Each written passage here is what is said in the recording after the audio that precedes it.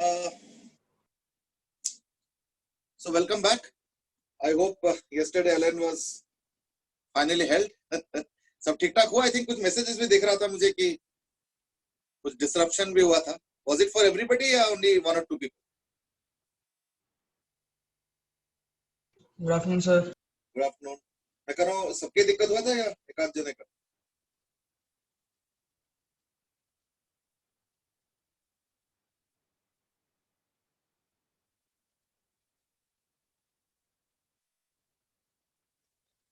Okay. Good morning. Messages from Shivam, Khushi, Dhruv, Manan, Dheeraj, Jay, Akshit, Rohan, Karthik, एकता, आर्यन, रोहन वीर, ध्रुव. अच्छा बाद में सही हो गया. अच्छा चलो, मैं देख रहा था कुछ कुछ मैसेजेस आ रहा है कि ये प्रॉब्लम वो प्रॉब्लम है ना.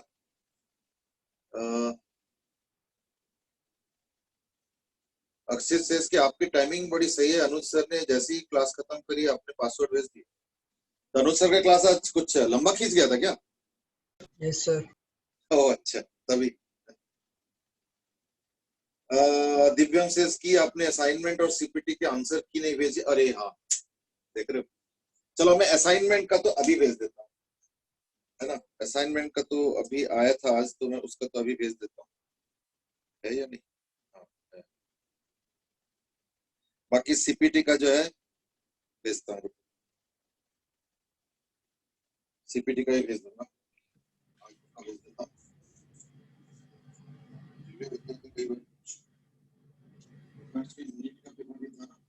स्कूल सेंटर भी पड़ा, उस चक्कर में सारा स्कूल ही बिजी हो गया. ठीक है ना. अक्षय से इसके कल के पेपर में 12th आई थी फाइनली. अबाउट 50-50 था फिजिक्स. अच्छा अच्छा. हाँ कुछ लोग कह रहे थे कि आई थिंक सत्यम कह रहा था कि 12th का आ ही नहीं रहा, सिर्फ 11th आया जा रहा है, 11th आया जा रहा है. चलो ठीक है. अब कुछ दिन बाद ये कंप्लेंट ना हो कि सिर्फ 12th ही आ रहा है, 11th नहीं आ रहा है ना. चलो एनीवे, वी आर डिस्कसिंग और we are in the middle of the chapter. Unfortunately it's a bit of a theoretical chapter, इसलिए मुझे भी बोलना ही और बोलते ही जाना है, और तुम लोगों को भी सुनते ही जाना है. अब क्या करें. बीच बीच में अगर कुछ छोटा मोटा डाउट हो तो पूछते रहना.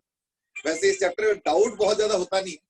It is just that you to pick up the threads of the chapter and you know remember them, क्योंकि इसमें थ्योरेटिकल क्वेश्चंस ही ज्यादा है जो कि सीबीएसई में पूछते हैं, और न्यूमेरिकल के स्कोप तो कम ही है. देखा होगा अभी तक कि थोड़ा बहुत फॉर्मूला पढ़ा था कंडक्टिविटी का, होल प्लस इलेक्ट्रॉन. तो बस यही सब छोटे छोटे चीजें. या इंट्रिंसिक चार्ज कैरियर डेंसिटी का square is equal to extrinsic का electron density, number of electron पर unit volume into number of holes पर यूनिट वॉल्यूम. तो वो जो पढ़ा था ni square is equal to ne into nh. बस ये दो तीन फॉर्मूला है. बहुत ज्यादा फॉर्मूला इस चैप्टर में है नहीं. ठीक है ना. वीडियो ब्लर हो रहा है. मेरे लैपटॉप में तो बिल्कुल करेक्ट आ रहा है या परफेक्ट आ रहा है. तो एक बार अपना नेट सर कनेक्शन. सही है बिल्कुल वीडियो. वही मतलब नेट कनेक्शन का इशू आया होगा. I think that's probably what I feel. ठीक है ना. चलो लेट्स स्टार्ट फाइनली. तो we were discussing about p separately and n separately. This is what we have discussed already. ठीक है ना. तो n में हमने देखा था कि इलेक्ट्रॉन, n टाइप में देखा था कि इलेक्ट्रॉन मेजॉरिटी चार्ज कैरियर हो जाता है, और p टाइप में हमने देखा था कि होल्स जो है मेजॉरिटी चार्ज कैरियर हो जाता है. ठीक है ना. तो that's what we saw in case of n type and p type semiconductor, the difference है. ठीक है ना.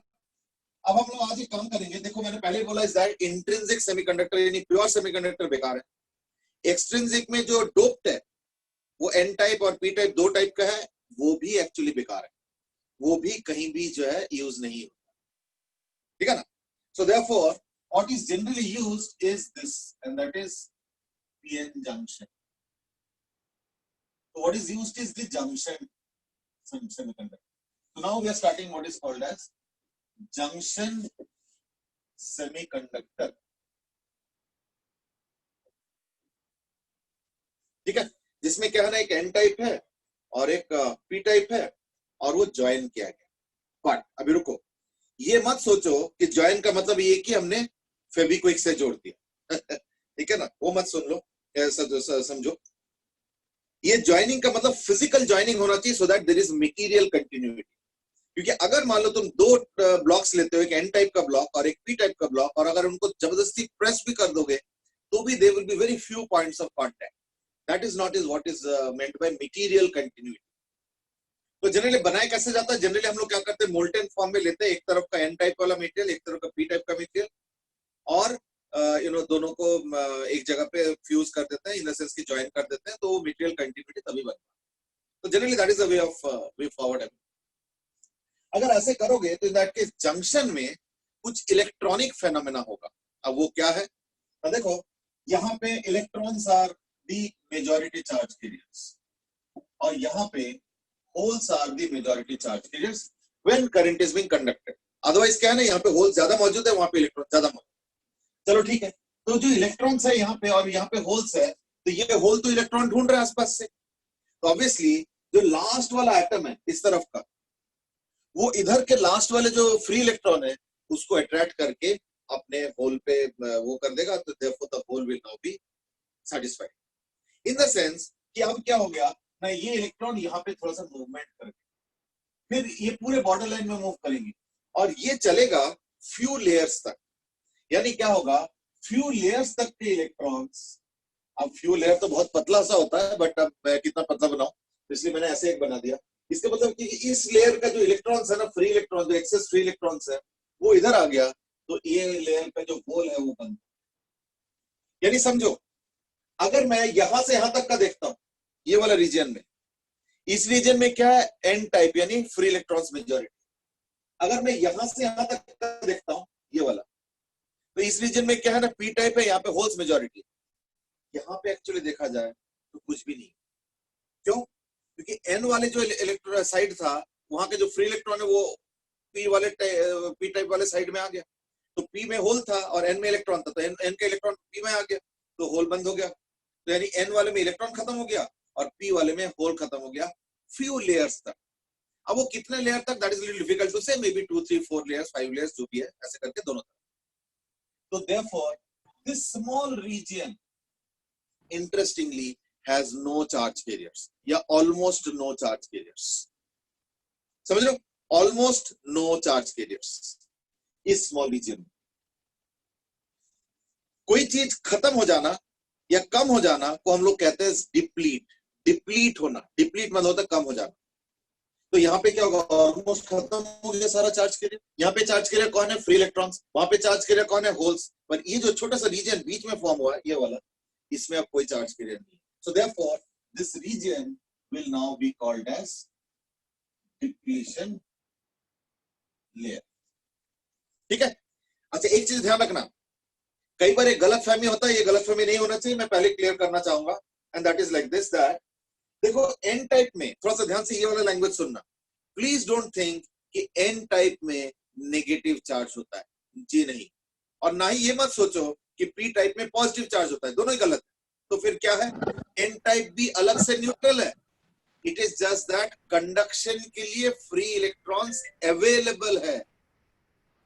अवेलेबल है इसका मतलब ये नहीं कि एक्सेस इलेक्ट्रॉन्स है उतना ही, जितने प्रोटॉन उतना ही इलेक्ट्रॉन है, it's just the electron has gone out a little bit, तो वो हो गया एन टाइप का खासियत। और उसमें क्या होता है, होल्स ज्यादा है बट ओवरऑल न्यूट्रल है। तो वो याद रखना, ये न्यूट्रल है, ये भी न्यूट्रल है, ये रीजन पी टाइप है, ये भी न्यूट्रल है, लेकिन इस रीजन में थोड़ा सा फर्क हुआ। क्या? शुरू में देखो, अब मैं थोड़ा बड़ा करके बना रहा हूं, शुरू में क्या हुआ कि ये पूरा रीजन न्यूट्रल था और ये रीजन अलग से न्यूट्रल था, लेकिन अब क्या हो गया, इस साइड के जो इलेक्ट्रॉन है वो उधर आ गया, तो therefore this will become kind of negative. Lala बोल रहा है, अरे गोल्डन स्टिक। तो देयरफॉर इस तरफ का आ गया तुम्हारा इलेक्ट्रॉन और इधर पॉजिटिव, तो यानी क्या हो गया, इधर इलेक्ट्रॉन चला गया, तो यानी क्या हो गया, ये पॉजिटिव। आप बताओ इसके मतलब क्या हुआ कि इस पूरे रीजन में अगर देखोगे तो ये न्यूट्रल, तो यानी ये न्यूट्रल रीजन है, ये न्यूट्रल रीजन है। बल्कि मैं काम करता हूं, इलेक्ट्रॉन को ना यहाँ पे ना ड्रॉ करके यहाँ पर, लेकिन यहाँ का इलेक्ट्रॉन वहां गया है, तो देयरफॉर इफेक्टिवली क्या होगा, यहाँ पे एक नेगेटिव लेयर बनेगा और यहाँ पे इलेक्ट्रॉन जा चुका है तो न्यूट्रलिटी खत्म हो गई तो पॉजिटिव लेयर बनेगा, यानी एक इलेक्ट्रिक फील्ड बन गया. So this electric field will be in this direction.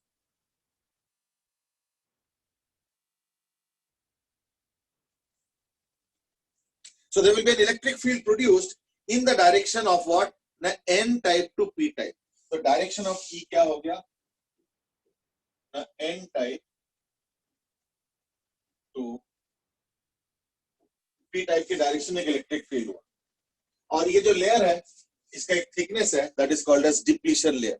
अब बताओ, जहां पे इलेक्ट्रिक फील्ड है वहां पे पोटेंशियल डिफरेंस भी होगा. तो इस लेयर के अक्रॉस जो पोटेंशियल डिफरेंस होता है उसका वैल्यू या उसको हम लोग बोलते हैं VB. VB यानी इसका नाम है. ये क्यों बन रहा है? This because of this electric field that is there. ये जो डिप्लीशन लेयर है उसके अंदर इलेक्ट्रिक फील्ड है, तो वही है barrier potential. Now you might से कि ठीक है, पोटेंशियल डिफरेंस तो समझ में आता है, जहां पे इलेक्ट्रिक फील्ड होता है वहां पे एक पोटेंशियल डिफरेंस होता है, वो तो समझ में आता है. पर ये बैरियर वर्ड क्यों लगाएगा? ये इसलिए क्योंकि जरा समझो. सपोज यहां पे मैंने बहुत लोगों को लाइन से लगा दिया. सपोज मैंने यहां से बहुत लोगों को लाइन से लगा दिया, यहां से एक है, दूसरा है, तीसरा, चौथा, इस तरीके से. और यहाँ पे कोई सामान आए, जैसे देखा होगा बिल्डिंग में देखा होगा बनते हुए कि कई बार ना कुछ जगह क्रेन चलाना मुश्किल हो जाता है. वो ऐसे एंगल पे है कि क्रेन चलाना मुश्किल हो जाता है. फिर हम क्या करते हैं, लोगों का लाइन बना देते हैं नीचे से लेके ऊपर तक ब्रिक पहुंचाने.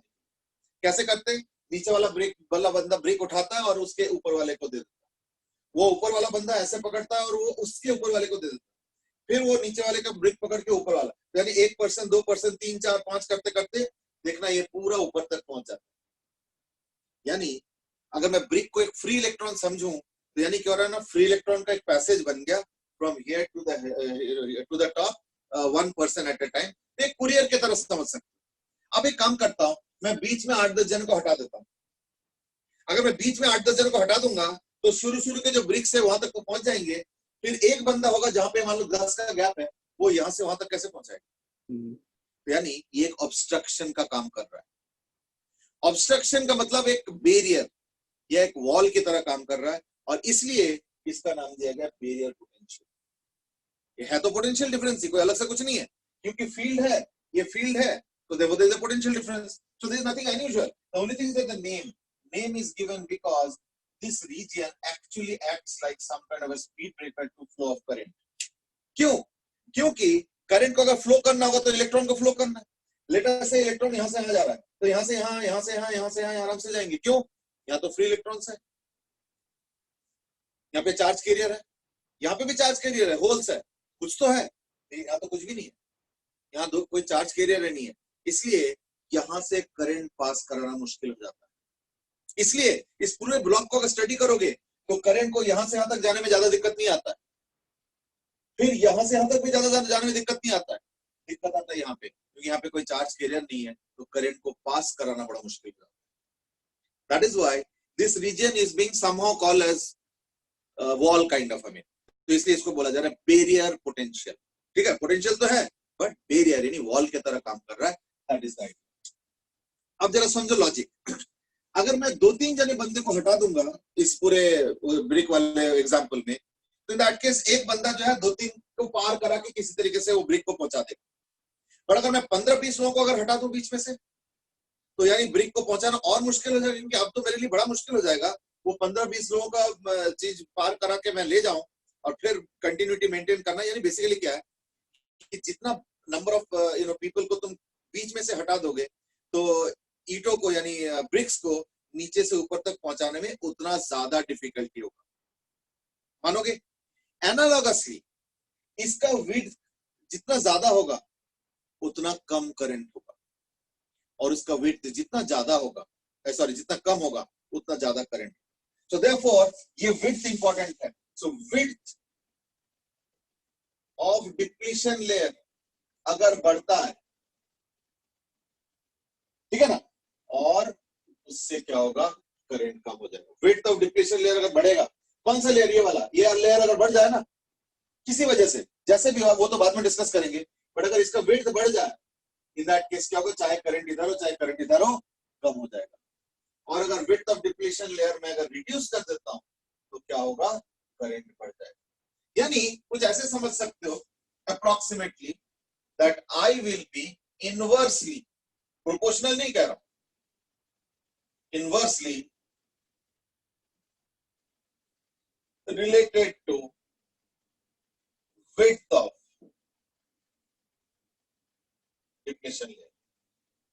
Depletion layer ज्यादा, करंट कम, डिप्लीशन लेयर कम, करंट कॉरेस्पॉन्डिंगली ज्यादा, ये इसका रिलेशनशिप.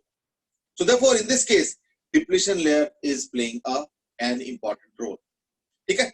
अच्छा, before I now go into this importance, I mean एक चीज मैं थोड़ा सा कहना चाहूंगा is that देखो रेजिस्टेंस में करंट बहुत हाई होता है. I mean quite a few thousand times more, generally 100 times compared to that of semiconductors. तो देखो एक चीज समझो, ये सेमीकंडक्टर्स इतना पॉपुलर क्यों हुआ? Not because obviously because of current. क्यों? करंट तो रेजिस्टेंस में ज्यादा होता है या कंडक्टर में तो ज्यादा होता है. तो अगर मुझे करंट ही ज्यादा चाहिए होता है तो इन दैट केस मैं सेमीकंडक्टर तो यूज करूंगा ही नहीं, क्योंकि सेमीकंडक्टर्स में इंडिविजुअली करंट बहुत कम. तो देयरफॉर आज के दिन में अगर सेमीकंडक्टर्स पॉपुलराइज हुआ या इतना ज्यादा यूज हो रहा है या हम लोगों के जिंदगी को रिवोल्यूशनाइज कर दिया, हम लोग के लाइफस्टाइल्स को या लाइफ्स को, that is totally because of some interesting properties. I will repeat, it is because of interesting properties, जो कि एक कंडक्टर या रेजिस्टर या जो भी चीज हम लोगों ने अभी तक यूज किया या पढ़ा है, जो कि ये प्रोवाइड नहीं कर सकता. मैं एक एग्जांपल देता हूं, छोटा सा एग्जांपल है. सपोज मैंने एक सर्किट में एक रेजिस्टेंस ऐड किया, मान लो एक रेजिस्टर और मैंने रेजिस्टेंस ऐड किया, और मान लो उसके वजह से करंट आ रहा है 3 एम्पियर, कुछ भी ले लो 3 एम्पियर. ये बताओ कि अगर मैं इसको रेजिस्टेंस को पलट के दोबारा जोड़ दूंगा तो क्या करंट 3 से बढ़ेगा या घटेगा? नहीं घटेगा, नहीं बढ़ेगा, कुछ भी नहीं होगा. क्यों नहीं होगा? क्योंकि ये जो रेजिस्टेंस मैंने ऐसे रखा था, फिर ऐसे कर दूंगा, इससे कोई फर्क नहीं पड़ा. हो गया ना? लेकिन देखना, अभी हम लोग थोड़ा देर में पढ़ेंगे कि सेमीकंडक्टर में ऐसे पॉसिबल है कि पता चला जब ऐसे रखा तो करंट है 40 मिली एम्पियर, और जब ऐसे कर दिया तो करंट हो गया 8 माइक्रो एम्पियर. दोबारा सुनो, पता चला मैं एक सर्किट में अगर इसको रखता हूं, सेमीकंडक्टर का इंपॉर्टेंस कहां पे वो समझो, कैसे कैसे इंटरेस्टिंग प्रॉपर्टीज है. ऐसे भी पॉसिबल है कि मान लो तुमने एक सेमीकंडक्टर रखा, कुछ फॉर्म ऑफ सेमीकंडक्टर, पता नहीं क्या, वो बाद में डिस्कस करेंगे, और मान लो करंट है suppose 40 milli ampere. 40 milli ampere कोई बहुत ज्यादा करंट नहीं है, 40 मिली एम्पियर, लेकिन जैसे ही पलट के रखोगे तो पता चला करंट हो गया 5 माइक्रो एम्पियर. ऐसे हो सकता है. रेजिस्टेंस में क्या होगा? अगर 3 एम्पियर है फिर से 3 एम्पियर, लेकिन सेमीकंडक्टर में इट्स क्वाइट पॉसिबल कि 40 मिली एम्पियर है और अब हो जाए 5 माइक्रो एम्पियर, या कुछ ऐसे ही रिलेशनशिप्स है. And that is where the importance is. ठीक है ना? तो इसलिए एज आई सेड कि सेमीकंडक्टर्स अगर पॉपुलराइज हुआ है, that is not because of current, that is because of interesting properties. तो अब हम धीरे धीरे वही पढ़ने वाले हैं. तो अभी हम लोगों ने शुरू किया जंक्शन सेमीकंडक्टर, तो इसको हम लोग बोलते हैं पीएन जंक्शन. क्यों? ऑब्वियसली क्योंकि एक पी टाइप है, एक एन टाइप है, तो पीएन जंक्शन, तो नथिंग सरप्राइजिंग. ठीक है ना? अच्छा, बैरियर पोटेंशियल क्या है, डिप्लीशन लेयर क्या है, ये सब मैंने बताया. अब एक काम करते हैं, देखते हैं अगर मैं एक ऐसी जंक्शन सेमीकंडक्टर लेता हूं तो क्या होता है ना? देखो, ये जो जंक्शन सेमीकंडक्टर मैंने लिया है, अभी हम लोग फिलहाल इसको डिस्कस करेंगे unbiased state.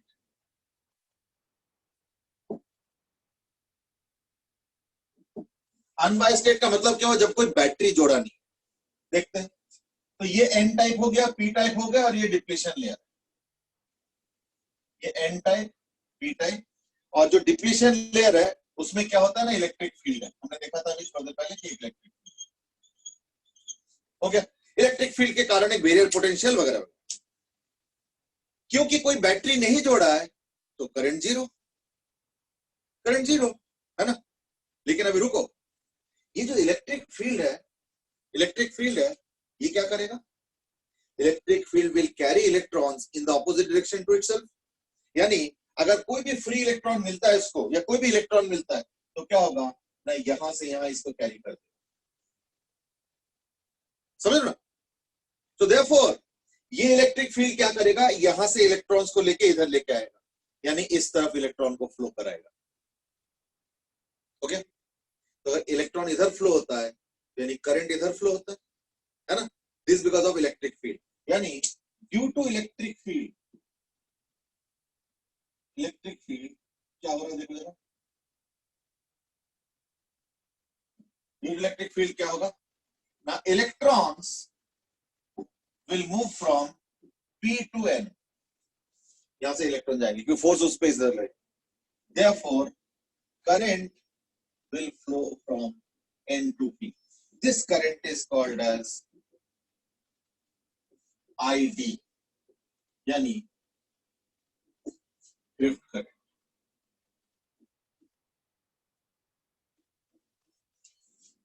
Drift current. Now you might say, अरे हमने बैटरी तो जोड़ा ही नहीं है, करंट फ्लो स्टार्ट हो गया। ध्यान से, करंट फ्लो नहीं होगा, करंट फ्लो नेट में नहीं होगा। अभी एक और करंट है, रुको अभी बताता हूं। अब जरा देखो, हमें पता है कि मटेरियल्स के अंदर एक प्रॉपर्टी है कि अगर कोई पे कहीं पे अगर कोई चीज हायर कंसंट्रेशन में होता है और अगर कुछ एक बाउंड्री टाइप का है और अगर मान लो किसी एक तरफ जो है तुम्हारा लोअर कंसंट्रेशन होता है तो ऑटोमेटिकली क्या होता है, वो मटेरियल हायर से लोअर के तरफ चला जाता है। इसको हम लोग क्या बोलते हैं, डिफ्यूजन बोलते हैं। डिफ्यूजन बोलते हैं हम लोग, है ना। ऑस्मोसिस में तो उल्टा होता है, बट डिफ्यूजन तो ये होता है। तो therefore due to diffusion,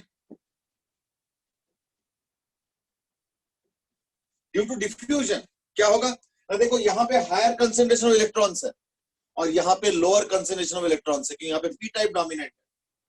तो therefore there will be diffusion of electrons। कहां से, यहां से यहाँ इलेक्ट्रॉन्स जाएंगे। तो यानी अब डिफ्यूजन की वजह से इलेक्ट्रॉन किधर जा रहा है, n से p type. So therefore due to diffusion electrons will move from n to p side, n to p। तो अगर n to p इलेक्ट्रॉन जा रहा है तो therefore current is from p to n। ठीक है, this current is called diffusion current। This current is called diffusion current। ठीक है, this current is called as diffusion current। यानी अनबायस्ड स्टेट में पता क्या होता है, अनबायस्ड स्टेट यानी जब कोई सेल अटैच नहीं किया गया, it is called as unbiased state. तो जब कोई सेल अटैच नहीं है तो कोई नेट करंट तो हो नहीं सकता। क्यों नहीं होता है, जबकि करंट दो मौजूद है, इसलिए नहीं होता है। तो यानी क्या हो रहा है, इन अनबायस्ड स्टेट क्या होता है, I drift is equal to I diffusion. ठीक है, ये चीज I drift is equal to I diffusion. और इसी वजह से क्या होता है ना, जो है नेट करंट जीरो होता है। तो देयरफॉर आई नेट, एक बार जरा ध्यान से सुनना, ड्रिफ्ट करंट क्या हो गया, एन से पी टाइप हुआ ड्रिफ्ट करंट, और डिफ्यूजन करंट क्या हुआ, पी टू एन। ये देखो, current is from P to N. तो एक एन से पी हो गया ड्रिफ्ट और ये डिफ्यूजन। तो यानी क्या हो गया, देखो इस केस में ये हो गया ड्रिफ्ट करंट एन से पी, आई ड्रिफ्ट, और ये हो गया डिफ्यूजन, आई डी आई।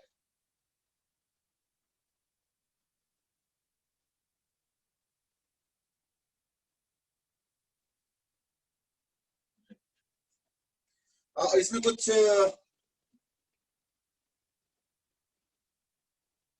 ध्रुव ने कुछ बोला है। ओ, तो बहुत कुछ आ गया, मैंने ध्यान ही नहीं दिया। एक्चुअली क्या नहीं, टॉपिक इतना कंटेंट हैवी है ना कि बोलते जाओ बोलते जाओ। इन द मीनवाइल कुछ मैसेज आया। दिव्या में आस्क्ड इज दैट साथ डाउट भी क्लियर हो जाएंगे। कुछ इससे पहले भी जरूर कुछ डिस्कस हुआ होगा।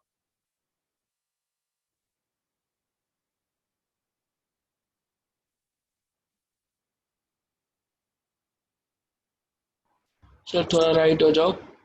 सीपीटी का एक काम करता हूँ ना, सीपीटी में पहले आज आंसर चॉइस भेज देता हूँ, पक्का मैं याद रखूंगा, ठीक है ना। अगर शाम तक नहीं भेजता तो याद दिलाता ना, वैसे शाम तक भेज, ठीक है ना। और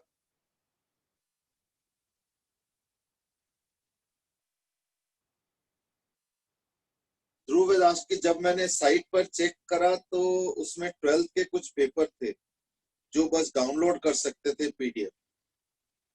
आई थिंक शायद एलन की बात कर रहे हो। तो अगर 12th का पेपर है और डाउनलोड करना है तो कर लो। क्यों? क्योंकि हम लोग का तो सारा खत्म हो चुका है और अब ये सब जो चीजें है इसमें से 1-2 क्वेश्चन ही होता है, वो भी मेंस में। एडवांस में तो है ही नहीं। एडवांस पे ना सेमीकंडक्टर है और ना ही प्रॉपर्टीज ऑफ मैटर है। प्रॉपर्टीज ऑफ मतलब वो मैग्नेटिक प्रॉपर्टीज ऑफ मैटर, ठीक है ना, और ना ही ईएम वेव्स है और ना ही कम्युनिकेशन जो अगला चैप्टर है वो है। तो ये 4 चैप्टर है ही नहीं। तो देखो एडवांस का जो सिलेबस है वो तो हम लोग का खत्म हो चुका है, ठीक है ना। तो वो तो हम तुम लोग डाउनलोड करके पेपर सॉल्व कर सकते हो। आई हैव नथिंग टू से, यू कैन डू दैट, ठीक है। लेकिन ई के वजह से जो एक ऑपोजिशन नहीं मिलेगा जो इस फ्लो के टाइम पे साथ साथ ज्यादा डिफ्यूजन वाले को अपोज करेगा और ड्रिफ्ट वाले को support. Jai Goel has asked a long question, I will just get to that. Note करना है करके अक्षित बोल रहे कि नोट करना। हाँ ठीक है, वो नोट करने टाइम दे दूंगा। जय तुम्हारे क्वेश्चन बहुत अच्छे से क्लियर नहीं हो पाया तो मैं करूँ कि ये ना साइमल्टेनियसली हो रहा है। एक हो रहा है इलेक्ट्रिक फील्ड की वजह से ड्रिफ्ट करंट और एक हो गया हायर और लोअर कंसंट्रेशन की वजह से डिफ्यूजन करंट। तो नॉर्मली जब अनबायस स्टेट होता है, जब कोई बायस नहीं होता है तो नेट करंट 0 होता है। क्यों होता है? क्योंकि ड्रिफ्ट और डिफ्यूजन बराबर है, तो देयरफॉर एक दूसरे को कैंसिल करते हैं, ठीक है ना। That's what happens when there is no bias. अब हम देखेंगे कि बायस होगा तो क्या हो। That's what we will discuss. तो चलो पहले अनबायस का नोट करना है तो कर लो। There is not much to note. ये मैं बोलता भी जा रहा था।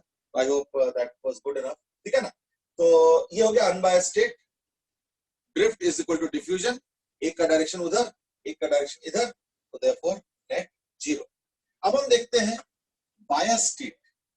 बायस स्टेट में 2 टाइप का बायसिंग होता है, ठीक है ना। बायस स्टेट में 2 टाइप्स ऑफ बायसिंग होते हैं। तो 2 टाइप्स, एक है फॉरवर्ड और एक रिवर्स। तो अभी हम लोग डिस्कस करेंगे फॉरवर्ड बायस। फॉरवर्ड बायस, ठीक है। तो फॉरवर्ड बायस में क्या होगा देखो जरा। तो फॉरवर्ड बायस में ये होगा कि positive terminal is attached to p type and obviously the negative terminal is attached to n type. That is the idea of forward biasing. p type positive terminal के साथ, n type negative terminal के साथ। so ये हो गया n type negative terminal के साथ और p type positive terminal के साथ। तो ये हो गया forward biasing, ठीक है। अच्छा, फॉरवर्ड बायसिंग में पता क्या होगा? फॉरवर्ड बायसिंग में पता क्या होगा, जरा ध्यान से देखो। फॉरवर्ड बायसिंग में इलेक्ट्रिक फील्ड इस तरफ, ये देखो पी टाइप पॉजिटिव है सर, तो इलेक्ट्रिक फील्ड इस तरफ। तो ये बताओ कि फॉरवर्ड बायस जो है ना, इलेक्ट्रिक फील्ड इस तरफ है, तो इस इलेक्ट्रिक फील्ड की वजह से क्या होगा ना, डिफ्यूजन बढ़ेगा या ड्रिफ्ट बढ़ेगा? बताओ।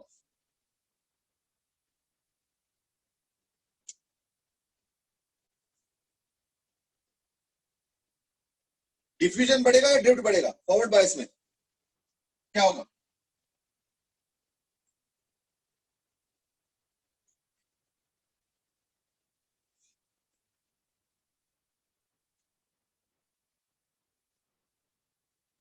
देखो आंसर इज दैट कि फॉरवर्ड बायस का मतलब क्या हुआ? पॉजिटिव टर्मिनल से नेगेटिव टर्मिनल, इलेक्ट्रिक फील्ड आ गया। This is E outside, this is E due to cell, या electric field due to the cell. तो मैंने ई सेल लिख रखा है, या ई एक्सटर्नल कर दो। चलो ई एक्सटर्नल, ई एक्सटर्नल, जो भी टर्मिनोलॉजी यूज करो, टर्मिनोलॉजी इतना मैटर नहीं करता। पॉइंट इज दैट ये जो ई एक्सटर्नल है ये क्या करेगा ना, ये इलेक्ट्रॉन्स को यहां खींचेगा। तो अगर इलेक्ट्रॉन्स को इधर खींचेंगे तो क्या होगा? डिफ्यूजन करंट बढ़ जाएगा, समझे ना। तो डिफ्यूजन करंट क्या होगा? बढ़ जाएगा। एंड देयरफॉर ओके, जय ने कुछ और भी पूछा एक बार। हाँ ठीक है, कार्तिक, शिवम, ध्रुव, आर्यन सब ने ही बोला कि डिफ्यूजन करंट बढ़ जाएगा। एक मिनट जय, बस तुम्हारे क्वेश्चन देखता हूँ मैं दोबारा। हाँ एक बार वो देख लेता हूँ। पहले तो देखो क्या हो गया, ड्यू टू ई एक्सटर्नल क्या होगा? आई diffusion will increase, and therefore I diffusion now is going to become what? More than I drift. ठीक है ना? I drift. ये चीज है. तो ये जो इलेक्ट्रिक फील्ड है इसको अपोज कर रहा है. तो therefore the net result is that the depletion layer width decreases. ठीक है ना? The depletion layer width decreases. क्यों? क्योंकि ये होगा कि ये जो इलेक्ट्रिक फील्ड है ये क्या करेगा, यहाँ का जो इलेक्ट्रॉन्स है ना वो भी इधर लेके आ जाएगा इफेक्टिवली. तो इसका लेयर का जो विड्थ है ना, अच्छा सिमिलरली होल्स को जो है यहाँ पे लेके आ जाएंगे, ये होल्स यहाँ तक ट्रैवल कर जाएंगे. तो इफेक्टिवली जो डिप्लीशन लेयर होगा वो देखना अब न्यू डिप्लीशन लेयर हो जाएगा, डिप्लीशन लेयर डैश. ये क्या होगा, ओरिजिनल से कम हो गया. तो therefore the overall result is that depletion layer width decreases and a decently large current is produced. See, when I say large current means milliampere. ये मत सोचो कि एकदम करंट एम्पेयर में चला जाता, नहीं. सेमीकंडक्टर में करंट वैसे ही कम होता है, लेकिन ऑन द होल क्या हो गया ना, a large current is produced, that is there. So therefore dominant current क्या हो गया, डिफ्यूजन. इसको याद रखना भी आसान है, फॉरवर्ड का एफ और डिफ्यूजन का एफ, है ना. ये हो गया, ये एफ इधर भी है, एफ इधर भी है, ये फॉरवर्ड का एफ. ठीक है ना. तो याद रखने का तरीका है कि फॉरवर्ड और डिफ्यूजन तो एफ एफ वाला कॉमन है. और रिवर्स में क्या होता है ना, रिवर्स में ड्रिफ्ट, तो ड्रिफ्ट का आर और रिवर्स का आर, तो वो याद रखने का तरीका होता है. But anyway the net result is that the depletion layer width decreases and large current is produced. यानी फॉरवर्ड बायस में क्या होगा, a relatively larger current will be produced. That is the net result. ठीक है. In the meanwhile, let me see what Satyam and Jay has asked. दोनों ने ही कुछ पूछा है. सत्यम has asked कि ये डायनेमिक होगा या static. Now this is a little interesting futuristic question. थोड़ा सा एक्सप्लेन करना चाहो कि what do exactly mean by dynamic and static. Satyam, Jay says कि ई डिफ्यूजन करंट को अपोज नहीं करेगा while some kind of osmotic pressure. देखो मैंने पता क्या मैं समझ गया. देखो यहाँ पे जो ई है वो एक ही है, मतलब मैं अनबायस्ड की बात कर रहा हूँ. जय का क्वेश्चन जो था वो अनबायस्ड के लिए था. ये तो हम लोग अभी थोड़ा सा बायस्ड की तरफ हम बढ़ गए आगे, बट क्वेश्चन पीछे की तरफ था. अनबायस्ड स्टेट में क्या होगा, वो ई होगा, तो दोनों ही इफेक्ट होगा, इसका भी इफेक्ट होगा उसका भी इफेक्ट होगा. तो हम जो बता रहे हैं वो है net effect. That is a net effect. So what we are seeing is the net effect. तो मैं नेट इफेक्ट की बात कर रहा हूँ कि आई ड्रिफ्ट और आई डिफ्यूजन बराबर होगा. That was what I was saying. ठीक है. सत्यम ने एक और क्वेश्चन भी पूछा है, that is I wanted to ask that how do we know that this equilibrium is dynamic as the net force on electron should be zero as I net is equal to zero. नहीं, देखो net force on the electron zero नहीं है. ठीक है ना. अगर तुम individual electron देखोगे ना तो उसको कोई ना कोई फोर्स है और वो चलेगा भी. नेट करंट जीरो है बट करंट जीरो नहीं है. कोई इलेक्ट्रॉन को देखोगे तो वो चल रहा है, कोई इधर जा रहा है तो कोई उधर जा रहा है. It is just that some of the electrons are moving like this because they might have come under the influence of the electric field and some are moving because of that diffusion in osmotic osmosis की वजह से जो pressure create होता है, मतलब diffusion की वजह से जो प्रेशर क्रिएट होता है because of the density gradient. तो देखो ये दोनों अलग अलग चीज है.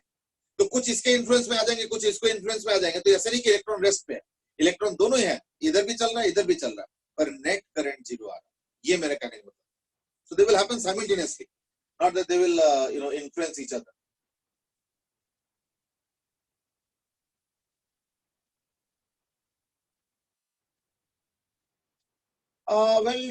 Equilibrium that way, the way you are talking about, Satyam, the language that you are using, according to that, this is not a kind of a static equilibrium कि electron बैठा है, नहीं, दोनों ही चल रहा है. So it's a dynamic kind of an equilibrium. Means ये भी हो रहा है वो भी हो रहा है, पर हाँ नेट जीरो हो रहा है.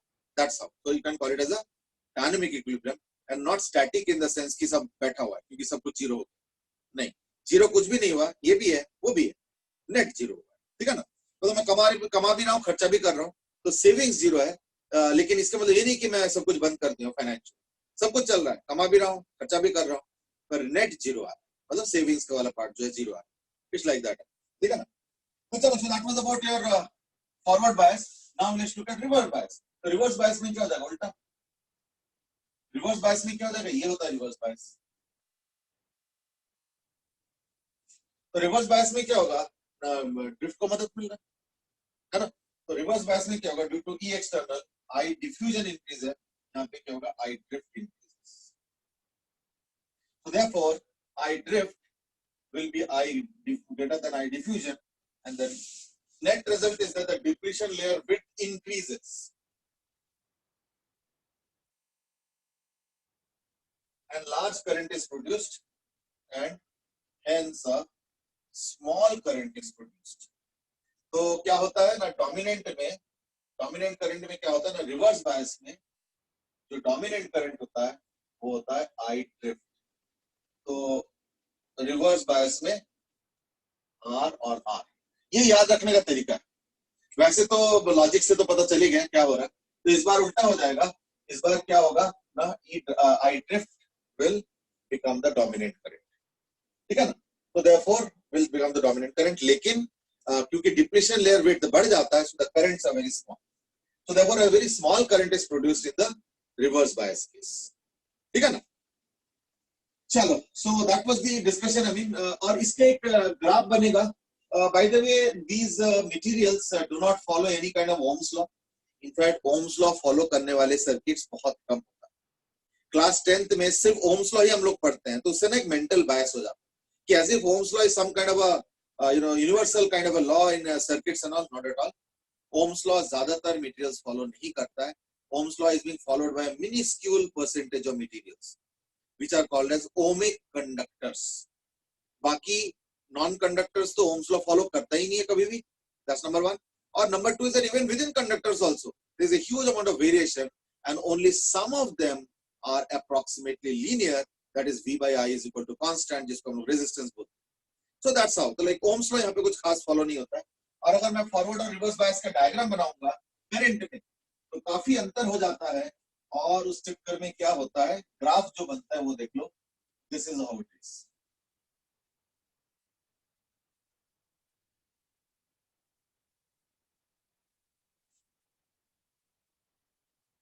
ये हो गया आई, ये वाला मिली एम्पियर स्केल में होता है, ये होता है वी पॉजिटिव। पॉजिटिव का मतलब होता है फॉरवर्ड बायस। फॉरवर्ड बायस में हम लोग मिली एम्पियर के स्केल में करंट ड्रॉ किया, देख लो। और ये नॉन लीनियर ग्राफ होता है, this is a non linear graph, they do not follow Ohm's law, ठीक है। और क्या, रिवर्स बायस में भी एक सिमिलर काइंड ऑफ ग्राफ होता है, लेकिन ऐसे होता है, जबकि करंट हम लोग माइक्रो एम्पेयर में मेजर करते हैं। माइक्रो एम्पेयर स्केल में बनाने के बाद ये देखो, और इधर मिली एम्पेयर के बनाने के बाद ऐसे होता है, ये चक्कर।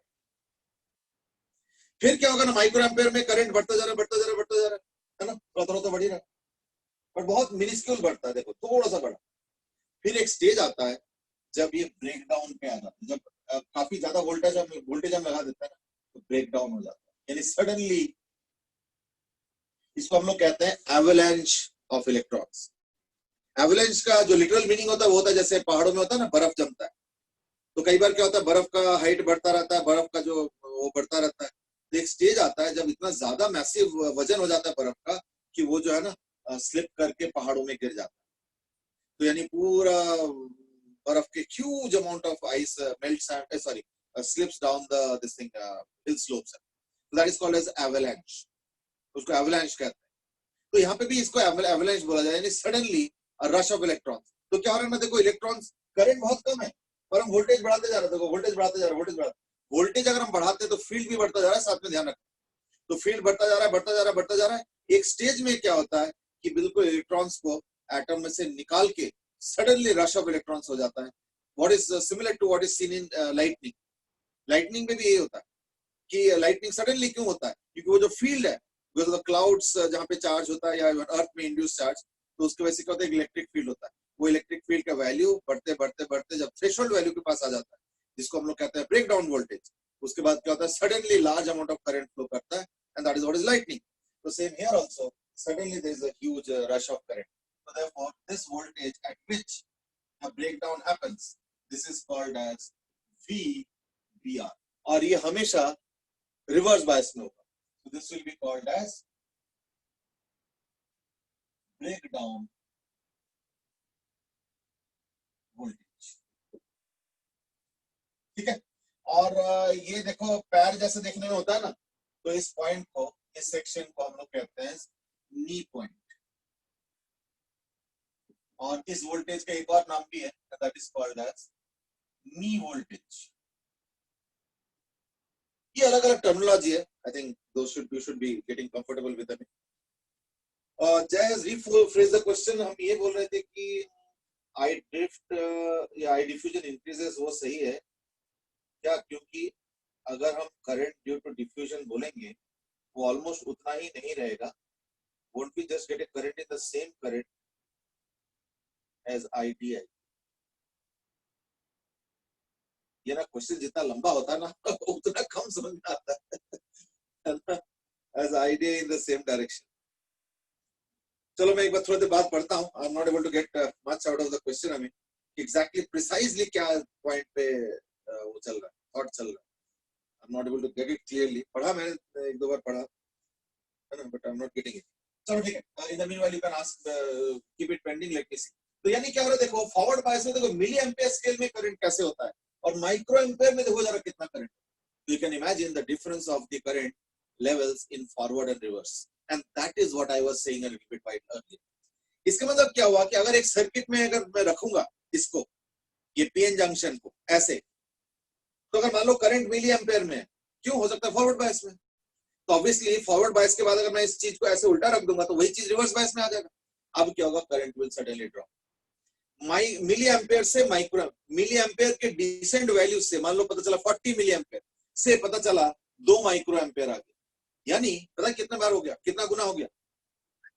एक तो मिली और माइक्रो, और 40 और 220 यानी 20,000 टाइम्स हो गया. राइट. हाँ, 2 और 40 अगर होगा तो 20 वो और मिली माइक्रो का 1000 यानी 20,000 टाइम्स का करंट का difference. Just because I swapped like this. यानी अगर तुम एक मिली एम्पियर वाला गैल्वेनोमीटर लगाओगे और अगर वो 40 दिखा रहा है तो 2 माइक्रो एम्पियर तो वो दिखाएगा भी नहीं. यानी जैसे इसको स्वैप करोगे ना तो तुम्हारा नीडल तो पूरा 40 से एकदम 0 दिखाएगा. तो for that you need a micro ammeter. But then फिर माइक्रो एमीटर में तुम वो मिली को नहीं एडजस्ट कर सकते. इसका मतलब क्या हुआ कि अलग अलग इंस्ट्रूमेंट से तुमको मेजर करना पड़ेगा. एक माइक्रो एमीटर और एक मिली एमीटर. फॉरवर्ड बायस में मिली एमीटर वाला वो लगाएंगे, और रिवर्स बायस में क्या माइक्रो एमीटर वाला डिवाइस लगाएंगे. तब जाके करंट डिटेक्ट हो पाएगा. But the main crux of the matter is that suddenly current has almost become zero, यानी नेग्लिजिबल. तो इसको हम लोग पता आइडियली क्या कहते हैं या थ्योरेटिकली क्या कहते हैं कि एक डायरेक्शन में करंट है और दूसरे डायरेक्शन में इतना कम है कि हम उसको ना के बराबर समझ सकते हैं. कम से कम मिली एमीटर वाले गैल्वेनोमीटर में, एमीटर में तो कम से कम वो माइक्रो एमीटर वाला नीडल भी नहीं शिफ्ट होते हुए दिखेगा, सुई भी तुमको हिलते हुए नहीं दिखेगा, है ना. यानी एक में करंट ठीक ठाक और एक में करंट ना के बराबर यानी zero. That is what is an ideal diode. This is nothing but A diode. और याद रखना, डायोड सेमीकंडक्टर के बाद नहीं आए, डायोड इसके पहले भी था. Diode was somewhat like discovered I think somewhere in the 1860s 70s के आसपास, 60s है. तो यानी और ये जो सेमीकंडक्टर डायोड की बात कर रहा हूं ये होगा अराउंड 1920s या 30s के आसपास. यानी 1860 से डायोड एग्जिस्ट कर रहा है. पर वो डायोड क्या होता था, वैक्यूम डायोड. यानी एक शीशे का छोटा सा एक बॉटल टाइप का होता था इतना, और उसमें इवैक्यूएटेड होता था, 2 ग्रिड होता था, मेश होता था, फिर कुछ सिस्टम होता था. That is what was the diode earlier. और ये तो 1 मिलीमीटर में ऐसे 1000 बना सकते ये वाले, ये जो एक पीएन जंक्शन डायोड बोला मैं.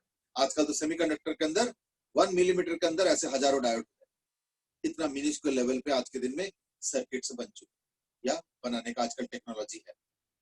So that is a huge difference that has happened. Diode पहले भी था लेकिन अब तरीका बदल गया और मिनिएचराइजेशन की तरफ जा सकते हैं. ठीक है ना. So that is the idea of diode. ठीक है. डायोड के कई यूजेस हैं. डायोड के जो है कई यूज हो गया.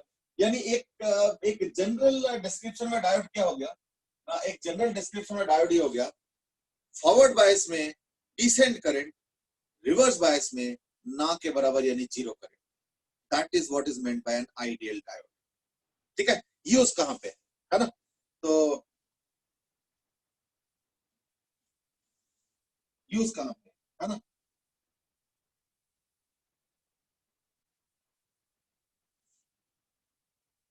फर्स्ट यूज, अच्छा पहली बात तो इसका सिंबल, सिंबल ये है,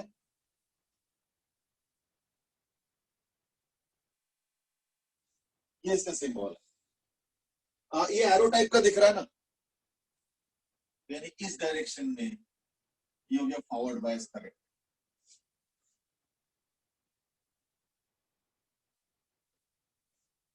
और ये सिंबल जानबूझ के चूज किया क्योंकि देखो इसमें एरो भी है. एरो का मतलब क्या हो कि इस डायरेक्शन में करंट अलाउड है तो फॉरवर्ड बायस. और एक वॉल टाइप का, this is a wall, wall type obstruction.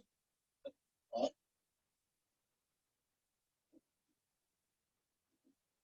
यानी इस डायरेक्शन में क्या होगा, रिवर्स बायस करंट. यानी आई रिवर्स तो ऑलमोस्ट जीरो है, तो हम इसको बोलेंगे as a diode in which this is the direction of the current which is allowed and this is the current which is not allowed, blocked, यानी almost zero. That's what is the meaning. तो ये हो गया इसका symbol. ठीक है, ये हो गया इसका symbol. That is the symbol. तो डिस्क्रिप्शन के चक्कर में लिख दिया मैंने. तो this is the symbol of PN junction diode. Symbol of diode. ये एरो का मतलब हुआ कि इसी डायरेक्शन में करंट को अलाउ करता है, ऑपोजिट वाले करंट को अलाउ नहीं करता. ठीक है ना. फाइन. अब इसका यूज देखते हैं, है ना. As I said, in one direction current is allowed and in the other direction current is not allowed. So let's see how it is used. इसका पहला यूज है in what is called as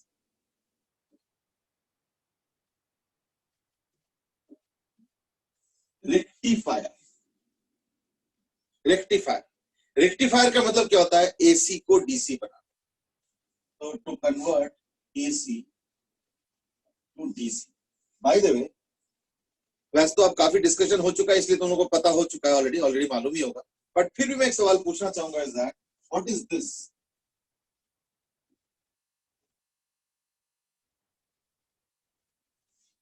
what is this current. ये किस type का current है. हाँ, तो मुझे लगता है कि मेरे क्वेश्चन पूछने का पहले आंसर आ चुका है. जैसे मैंने मुड़ा तो मुझे नजर आ गया डीसी लिखा हुआ. तो चलो anyway, I think you anticipated the question में भी, और कार्तिक ने भी ये बता दिया, सत्यम ने भी बताया, जय गौल ने भी बता दिया. शिवम थोड़ा सा डिस्क्राइब कर देता है, फ्लक्चुएटिंग डीसी. That's right. कभी कभी इसको जो है रिपल डीसी भी बोलते हैं हम लोग. रिपल डीसी इसलिए क्योंकि रिपल में ऐसे होता है जैसे पॉन्ड वॉन्ड में जो रिपल्स होता है उसमें भी ऐसे होता है ना, तो इसलिए इसको रिपल डीसी भी बोला जाता है. बट से DC just because it is fluctuating does not make it AC. ये थोड़ा ध्यान रखना. तो रेक्टिफायर क्या करता है, एक्चुअल एसी को डीसी बनाता है. ठीक है ना. तो कई बार हम लोगों के दिमाग में गलत फहमी होता है कि डीसी का मतलब होता है जो बैटरी में आता है, यानी फिक्स्ड करंट. फिक्स्ड करंट जरूरी नहीं, current in only one direction, that is DC. थोड़ी देर के लिए भी अगर हो जाए उल्टी डायरेक्शन में तो एसी हो जाए. Even this is AC, even this is AC. ठीक है. It's asymmetric AC in the sense कि it is predominantly in one direction and a very small fraction is in the other direction, but कुछ तो है ना, तो ये AC कहला जाए. सिमेट्रिक तो नहीं है, I understand. और इसका I net भी जीरो नहीं आएगा, I average भी जीरो नहीं आएगा, जबकि इसका तो I average जीरो भी आएगा. वो जो हमने पढ़ा था साइनसॉइडल, तो खैर ये तो AC है, ये AC है, और यही AC हम लोगों ने डिटेल में पढ़ा. इस AC के बारे में डिटेल में नहीं पढ़ा, but anyway doesn't matter. तो हम एसी को डीसी में कैसे कन्वर्ट करेंगे ना, यूजिंग ए रेक्टिफायर. लेट्स, तो हम लोग क्या करते हैं, ट्रांसफार्मर लेते हैं. दिस इज अ ट्रांसफार्मर, और ये सप्लाई कर देते हैं एसी. तो इस पे एक एसी सप्लाई होता है, तो ऑब्वियसली जो आउटपुट आएगा वो भी एसी होगा. तो हम लोग क्या करते हैं, इस आउटपुट में एक डायोड लगा देते हैं, और ये लोड रेजिस्टेंस, ये डायोड. ठीक है. देखो जैसे हमने इनपुट एसी दिया है तो आउटपुट भी एसी आएगा, है ना. As input is AC, therefore output is also AC, है ना, आउटपुट भी AC। तो ड्यूरिंग दैट आउटपुट साइकिल में दो पार्ट्स हो गए, एक बार क्लॉकवाइज, एंटी क्लॉक। तो इन आउटपुट साइकिल क्या होगा ना, during clockwise D, this is the diode D, is in क्या, फॉरवर्ड या रिवर्स, और during anti clockwise cycle D is in, तो क्लॉकवाइज वाले में क्या है, फॉरवर्ड या रिवर्स, क्लॉकवाइज वाले में डायोड क्या है, फॉरवर्ड या रिवर्स में, फॉरवर्ड या रिवर्स,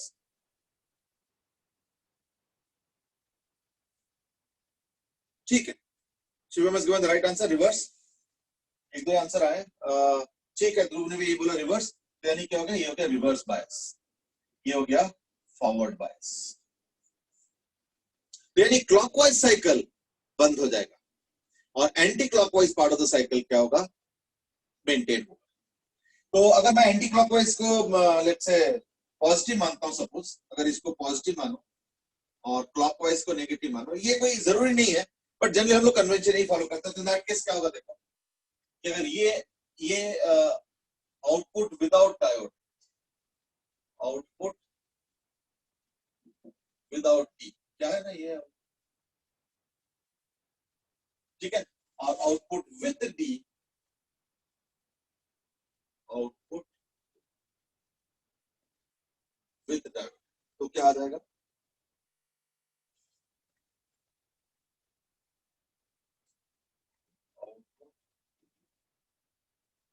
तो क्या आएगा ना, ये पॉजिटिव है, ये negative positive negative positive negative, तो नेगेटिव में क्या होगा, therefore I is equal to 0, या I approximately 0, reverse bias, and I is allowed या transmitted या,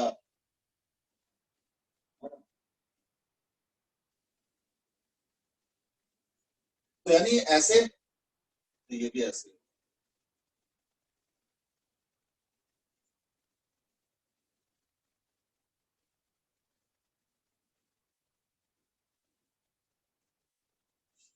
आधा ब्लॉक कर दिया, यानी half of the cycle has been blocked, तो हाफ साइकिल इज ब्लॉक्ड।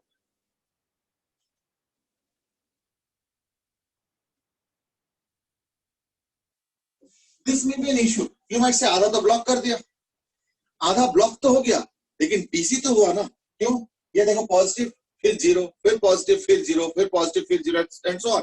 देखो जो नेट एवरेज करंट है वो तो एक ही रेट्स में आ रहा है, तो किसी भी इंस्टेंट का जो करंट है वो एक ही रेट्स में आ रहा है, जब नहीं है करंट वो छोड़ दो, पर जब करंट है तो एक ही रेट्स में आ रहा है, and that's why this is called as half wave rectifier, so this will be now called as half wave rectifier, but you may not be happy,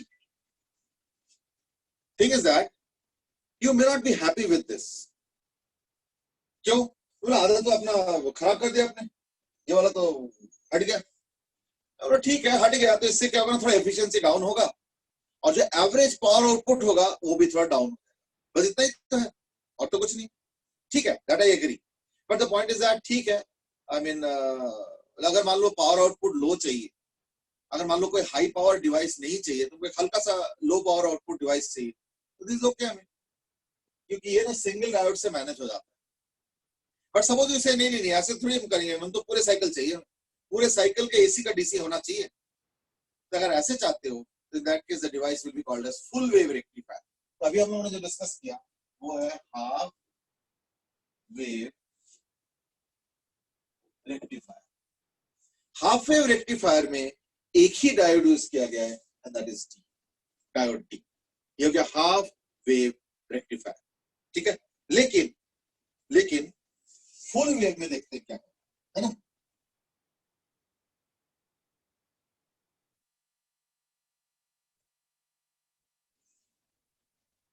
तो फुल वेव में क्या होता है, थोड़ा सा सर्किट अलग है डिजाइन में,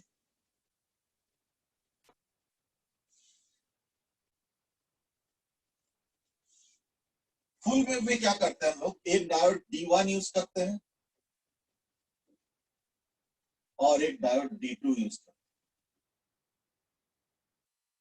और सेंटर टैप कहते हैं। This called as centre tap, यानी आउटपुट के लिए हम सेंटर से एक वायर निकालते हैं, तो इसलिए उसका नाम है सेंटर टैप। तो यहां से ऐसे, ये ऐसे, ये ऐसे, ये लोड रेजिस्टेंस ऐसे जोड़ा जाता है। तो मैं कुछ नाम दे देता हूं, may be A, B, C, D, है ना, E, F और G, ठीक है, H करके आई थिंक इट्स ओके, ठीक है। तो इसमें क्या होगा देखो, कि during clockwise cycle, during clockwise output में, आउटपुट क्या होगा, आधा क्लॉक और आधा एंटी क्लॉक। तो जब क्लॉकवाइज साइकिल हो रहा है तो D1 क्या होगा और D2 क्या होगा, therefore flow of current is this. Similarly, during anti-clockwise cycle, जो D1 है उल्टा हो जाएगा इसके कंपैरिजन में, तो D2 क्या होगा, और therefore flow of current का पैसेज क्या होगा, so therefore flow of current will be like this. In both cycles, through the load, current is from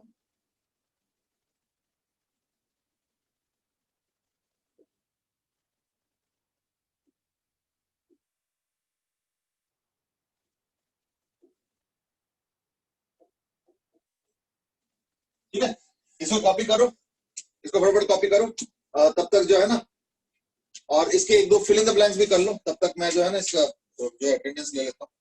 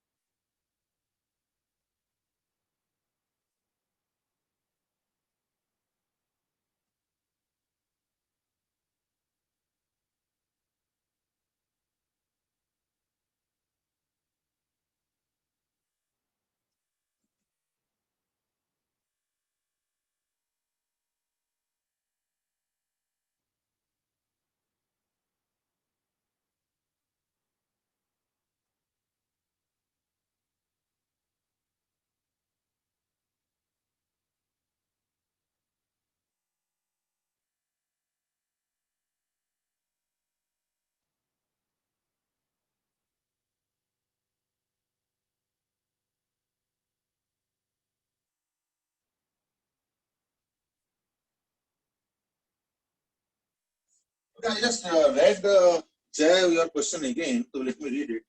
हम ये बोल रहे थे कि आई डिफ्यूजन इंक्रीजेस, वो सही है क्या? क्योंकि अगर हम करंट ड्यू टू डिफ्यूजन बोलेंगे वो ऑलमोस्ट उतना ही नहीं रहेगा. नहीं, I don't know done, I am not getting very clearly the second part of your assertion का मीनिंग. तो मैं इसको एक बार जरा दोबारा बता देता हूँ. इस दैट देखो, जब हमने फील्ड लगाया बाहर का, ठीक है ना, और लेट्स से फॉरवर्ड लगाया, तो फॉरवर्ड लगाए का मतलब हुआ पी से लेके एन टाइप की तरफ फील्ड. तो पी से एन टाइप की तरफ फील्ड हो गया फॉरवर्ड डायरेक्शन का field due to the battery biasing के बाद बैटरी और सेल जो लगा है उसकी वजह से पी से एन टाइप की तरफ फील्ड हुआ. अच्छा, पी से एन टाइप की तरफ जो फील्ड होता है उससे क्या होता है, इलेक्ट्रॉन को फिर एन से पी टाइप का पी की तरफ फोर्स लगेगा.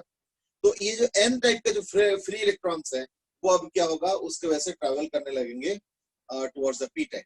तो एन से पी टाइप अगर इलेक्ट्रॉन्स ट्रैवल करेंगे यानी पी से एन टाइप क्या होगा ना, करंट बनेगा. And that is nothing but the forward bias current. तो इस चक्कर में क्या होता है, डिफ्यूजन बढ़ जाता है. ठीक है ना, डिफ्यूजन जो है बाहर का के फील्ड बढ़ते डिफ्यूजन बढ़ जाता है. और साथ में जो वो है बैरियर पोटेंशियल या जो डिप्लीशन लेयर का विड्थ है वो घट जाता है. तो दो चीजें हुआ, एक तो डिफ्यूजन ग्रेटर देन ड्रिफ्ट हो गया, number one. Number two is that due to that reduction what will happen is that the current will increase. क्योंकि मैंने पहले बोला ना कि वो जो डिप्लीशन लेयर है वो एक अड़चन है, वो एक वॉल है, वो एक बैरियर है, वो करंट को ठीक से फ्लो नहीं करने देता. वहां पे चार्ज कैरियर का कमी है, तो उसका अगर विड्थ कम कर दो तो वो क्या करेगा ना, उसके जो some kind of opposition kind of to current, that will also correspondingly reduce and that will increase the magnitude of the net current. So that is in nutshell. I don't know whether I could really answer your question or not. So anyway, now let's look at this part. तो पहले में क्या होगा, clockwise cycle में क्या होगा, clockwise cycle तो ऐसे होगा, ऐसे. तो D1 तो फॉरवर्ड है लेकिन D2 फॉर रिवर्स बायस. तो ये हो गया फॉरवर्ड बायस, ये हो गया reverse bias. And therefore flow of current is what, through the road what, flow of current हो जाएगा A B C D, A B C D, A B C D, फिर ई और फिर F E, E F E. यानी अगर मैं load resistance के through देखता हूं तो लोड रेजिस्टेंस के थ्रू देखता हूं तो राइट टू लेफ्ट, यानी थ्रू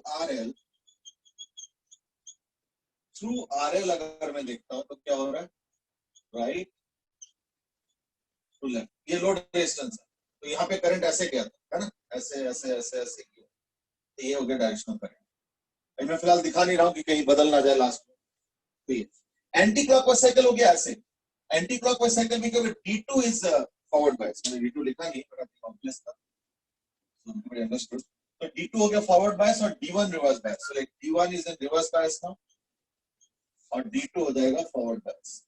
तो देखो the flow of current will now be from here, ये G पॉइंट है, तो G C D उधर तो जाएगा नहीं, उधर रिवर्स हो गया, इसलिए हो जाएगा G C D E F G.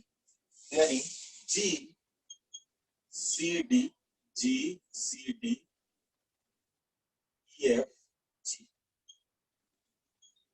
अब देखो D से E देखो करंट कैसे जा रही है, DE और यहाँ पे भी DE, यानी थ्रू RL फिर से राइट टू लेफ्ट है. So therefore through RL it is again right to left. ठीक है, तो यानी in both cycles through the load the current is from right to left, that is in same direction. तो यानी load resistance में current का direction नहीं बदला, लेकिन इसका जो आउटपुट आएगा वो आएगा फ्लक्चुएटिंग डीसी. तो therefore अगर मान लो विद D1 एंड D2 देखेंगे तो ये आउटपुट है.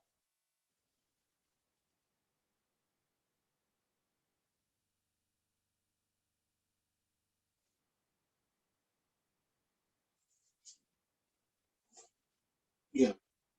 So this is the output. This is the full wave rectifier output. But you may or may not be very happy with the output. क्यों? ये बड़ा फ्लक्चुएटिंग है. खास करके अगर मान लो लोड, अगर मान लो मूविंग पार्ट का होता है, जैसे पंखा हो गया या फ्रिज हो गया या एसी हो गया या मिक्सर ग्राइंडर, तो भले हमें समझ में नहीं आएगा क्योंकि ये 50 बार 1 सेकंड में होगा, तो हमें तो एक आउटपुट नेट दिखेगा, लेकिन एक्चुअली अंदर अंदर से पता क्या होगा, टॉर्क एक एक सेकंड में 50 बार ऐसे धर धर धर धर धर करता है, 1 सेकंड के अंदर 50 बार हो रहा है, इसलिए हमें नहीं पता चल रहा, बट अंदर से वो मटेरियल को ना बार बार जर्की टॉर्क दे रहा है।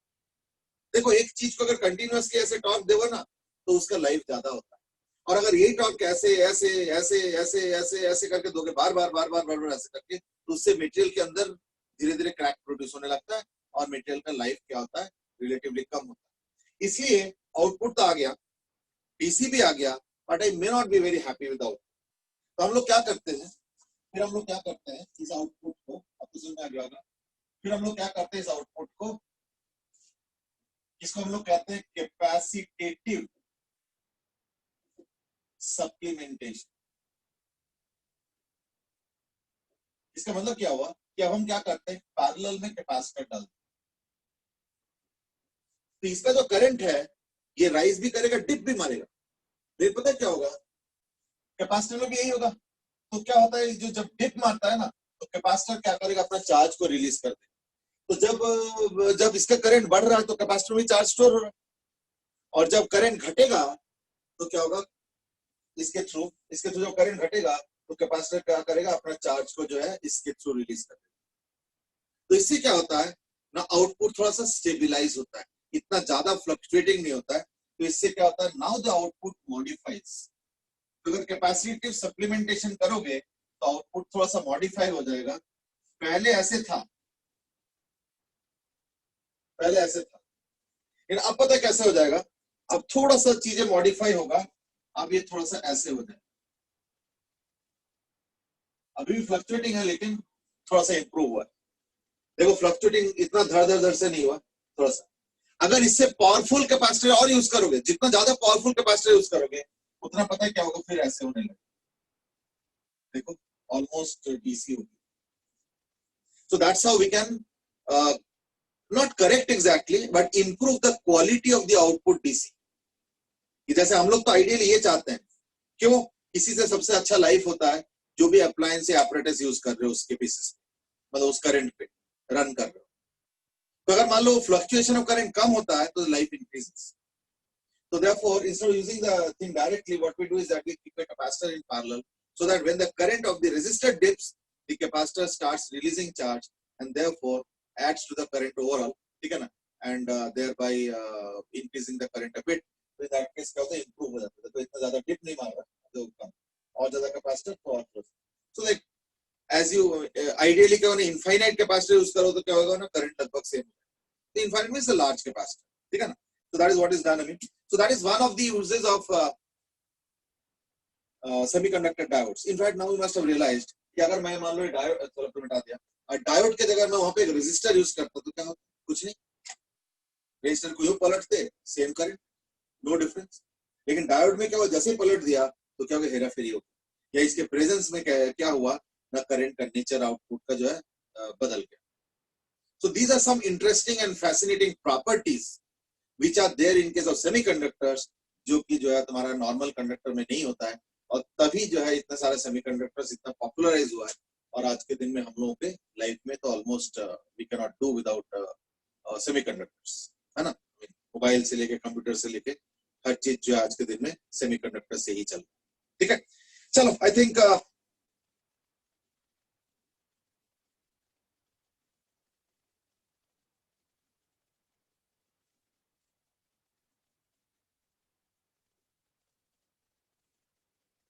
जय ने अभी भी वो क्वेश्चन परसिस्ट किया है कि डिफ्यूजन करंट तो इंक्रीज कर जाता है, लेकिन जो current due to excess electrons वो ऑलमोस्ट उतना ही नहीं रहेगा। एक्सेस इलेक्ट्रॉन्स नहीं नहीं, देखो सी समथिंग लाइक दिस, जैसे मान लो डिफ्यूजन से कोई, जैसे मान लो कोई कंसंट्रेशन वाला ही ले लो, तो एक मेम्ब्रेन है, कंसंट्रेशन हाई लो तो फ्लो हो रहा है, चलो ठीक है। अब मान लो मैं अंदर से प्रेशराइज करता हूँ, तो अब क्या होगा ना, वो जो डिफ्यूजन के वजह से जो बाहर निकल रहा है वो तो निकलेगा ही निकलेगा। अब प्रेशर डालने से क्या, स्क्वीज करके थोड़ा सा और एक्स्ट्रा निकल गया, तो यानी अमाउंट ऑफ जो निकलता है वो बढ़ गया। तो समझ लो कि वो जो प्रेशर डाल के स्क्वीज कर रहा हूं मैं, वो समझ लो कि जो नया इलेक्ट्रिक फील्ड अप्लाई किया फॉरवर्ड बायस, तो वो काम कर रहा है कि जैसे फील्ड दिया तो क्या होगा ना, कुछ इलेक्ट्रॉन्स एक्स्ट्रा अब जा रहा है विद दैट फील्ड है। जो नॉर्मली डिफ्यूजन से के इफेक्ट से जो जाना था वो तो जा ही रहा है, साथ में फील्ड का एक एक्स्ट्रा इफेक्ट क्रिएट हुआ जिसकी वजह से और ज्यादा जाएगा. So that's how the diffusion current will increase in case of forward bias. ठीक है ना? चल, I think let's put it end here and we'll continue tomorrow. Tomorrow we'll talk about a few more devices which are there as a part of the syllabus, like LED and other devices. I mean, there was an interesting question that had been asked by Dhruv, is that इस chapter में कोई mathematics नहीं है क्या? So now you are realizing how different this chapter is from the other chapters. But anyway, can't do it. Mathematics बहुत कम है. जो थोड़ा बहुत है उसका 80% तो हो चुका है ऑलरेडी, और जो 20% बचता है या 15% या 10% बचता है, that we will do tomorrow. ठीक है ना? चलो, कल के लिए let's move on to for tomorrow. ठीक है? Thank you, sir. Okay, thank you and have a good day.